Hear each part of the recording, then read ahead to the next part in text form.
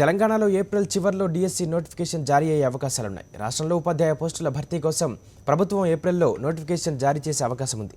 జూన్లో పరీక్ష నిర్వహించి జూలై నెలాఖరు కల్లా నియామకాలను పూర్తి చేయాలని సర్కారు యోచిస్తున్నట్టు తెలిసింది.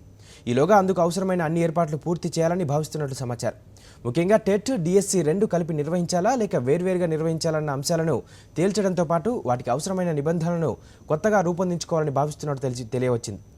ప్రస్తుతం డిఎస్సి నోటిఫికేషన్ ఇస్తే ప్రైవేట్ స్కూళ్లలో పనిచేసే టీచర్లంతా పరీక్షకు రెడీ అయ్యేందుకు సెలవు పెట్టి వెళ్ళిపోతారని, దీంతో విద్యాబోధన దెబ్బతింటుందన్న అంశంపైన ప్రభుత్వం ఆలోచిస్తోంది. ఇప్పట్లో టెట్ కానీ డిఎస్సి కానీ నిర్వహించవద్దని ప్రైవేటు పాఠశాలల యాజమాన్యాలు సైతం విద్యాశాఖకు విజ్ఞప్తి చేశాయి. ఈ నేపథ్యంలో ప్రభుత్వం ఏప్రిల్ చివర్లో డిఎస్సి నోటిఫికేషన్ జారీ చేసే ఆలోచనలో ఉన్నట్లు సమాచారం.